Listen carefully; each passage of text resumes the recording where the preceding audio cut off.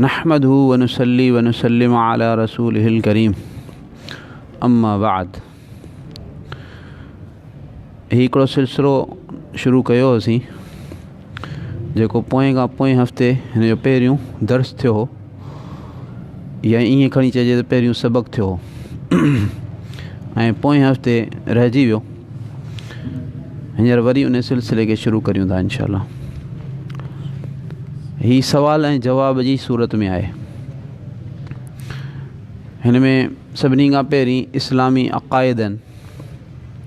पहिरियों सवाल आहे, अवां केरु आहियो?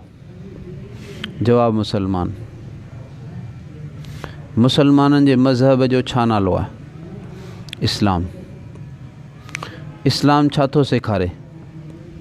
इस्लाम इहो सेखारे थो त अल्लाह हिकु आहे ऐं बंदगी जे लाइक़ु, इबादत जे लाइक़ु उहो ई आहे, ऐं हज़रत मुहम्मद मुस्तफ़ा सल्लल्लाहु तआला अलैहि वालैहि वसल्लम अल्लाह ताला जा बंदा ऐं रसूल आहिनि, ऐं क़ुरान शरीफ़ अल्लाह ताला जो किताब आहे। इस्लाम सचो मज़हब आहे ऐं दीन ऐं दुनिया जे सभिनी भलाइनि ऐं नेक ॻाल्हियूं इस्लाम सेखारे थो। दीन ऐं दुनिया जूं तमामु भलायूं सेखारे थो ऐं तमामु नेक ॻाल्हियूं जेके आहिनि उहे इस्लाम सेखारे थो। इस्लाम जो बुनियादु केतिरनि शयुनि ते आहे? इस्लाम जो बुनियादु 5 शयुनि ते आहे। उहे 5 शयूं कहिड़ियूं आहिनि? उहे 5 शयूं हीअ आहिनि त सभिनी खां पहिरीं कलिमा तय्यबा या कलिमा शहादत जे मतिलब खे दिलि सां मञणु ऐं ज़बान सां इक़रार करणु। ॿियो, नमाज़ पढ़णु। टियों, ज़कात ॾियणु। चौथों, रमज़ान शरीफ़ जा रोज़ा रखणु ऐं 5 हज करणु। कलिमा तय्यबा छा आहे ऐं उन जी माना छा आहे? कलिमा तय्यबा ला इलाहा इल्लल्लाहु मुहम्मदुर रसूलुल्लाह, ऐं इन जो मतिलबु आहे त अल्लाह ताला खां सवा को बि इबादत जे लाइक़ु नाहे ऐं हज़रत मुहम्मद सल्लल्लाहु अलैहि वसल्लम अल्लाह जा मोकिलियल रसूल आहिनि। कलिमा शहादत छा आहे ऐं उन जो छा मतिलबु आहे?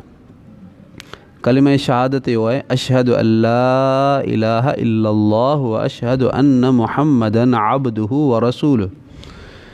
ऐं उन जी माना इहा आहे त आउं शाहिदी ॾियां थो इन ॻाल्हि जी त अल्लाह ताला खां सवा ॿियो को इबादत जे लाइक़ु नाहे, ऐं शाहिदी ॾियां थो इन ॻाल्हि जी त हज़रत मुहम्मद सल्लल्लाहु अलैहि वसल्लम अल्लाह ताला जा बंदा ऐं रसूल आहिनि। सवाल, छा माना ऐं मतिलबु सम्झण खां सवा सिर्फ़ु कलमूं पढ़ी छॾण सां माण्हू मुसलमान थी थो वञे? जवाब, न, बल्कि माना सम्झी दिलि सां यकीन करे ऐं ज़बान सां इक़रार करणु ज़रूरी आहे। माना सम्झी ऐं दिलि सां उन माना जो यकीन करणु ऐं पोइ ज़बान सां इक़रार करणु इहो ज़रूरी आहे। इन खां सवा को माण्हू मुसलमान कोन थो थी सघे। सवाल, दिलि सां यकीन करणु ऐं ज़बान सां इक़रार करण खे छा चइबो आहे? ईमान आणणु चइबो आहे। गूंगो माण्हू जेको गूंगो माण्हू इक़रार कोन थो करे सघे, पोइ उनजो ईमान आणण जी कीअं ख़बर पवंदी?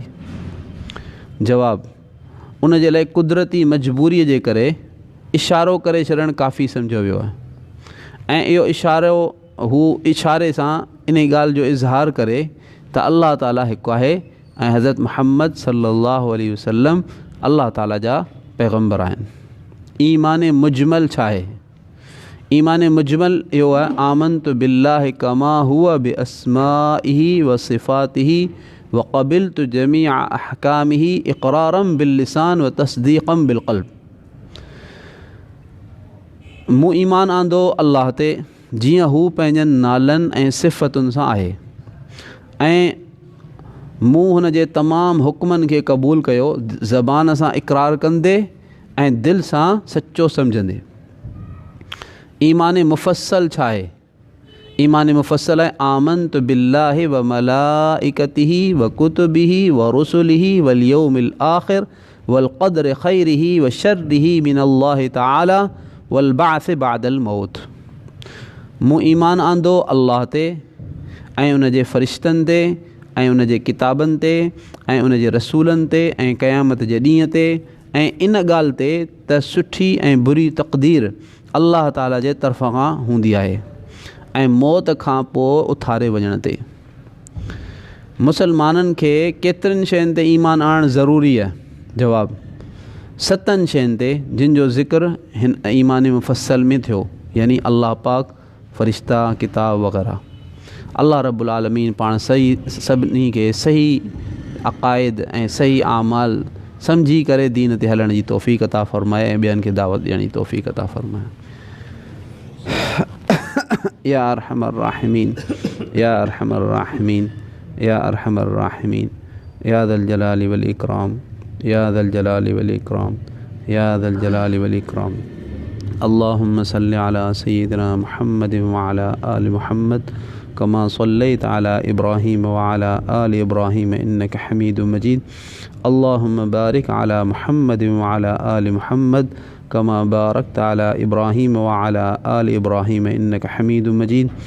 रब्बना ज़लमना अनफुसना व इल्लम तग़फिर लना व तरहमना लनकूनन्न मिनल ख़ासिरीन। रब्बना आतिना फ़िद दुनिया हसनह व फ़िल आखिरति हसनह व क़िना अज़ाबन नार। अल्लाहुम्मा इन्ना नस्अलुका मिनल खैरि कुल्लिहि आजिलिहि व आजिलिहि मा अलिमना मिन्हु व मा लम नअलम व नऊज़ु बिका मिनश शर्रि कुल्लिहि आजिलिहि व आजिलिहि मा अलिमना मिन्हु व मा लम नअलम व नस्अलुका मिन खैरि मा सअलका मिन्हु नबियुका मुहम्मद सल्लल्लाहु अलैहि वसल्लम व नऊज़ु बिका मिन शर्रि मा इस्तआज़ मिन्हु नबियुका मुहम्मद सल्लल्लाहु अलैहि वसल्लम व अंतल मुस्तआन व अलैकल बलाग व ला हौला व ला कुव्वता इल्ला बिल्लाह। रब्बना तक़ब्बल मिन्ना इन्नका अंतस समीउल अलीम व तुब अलैना इन्नका अंतत तव्वाबुर रहीम। व सल्लल्लाहु तआला अला हबीबिही मुहम्मद व अला आलिहि व अस्हाबिही व बारिक व सल्लिम। आमीन।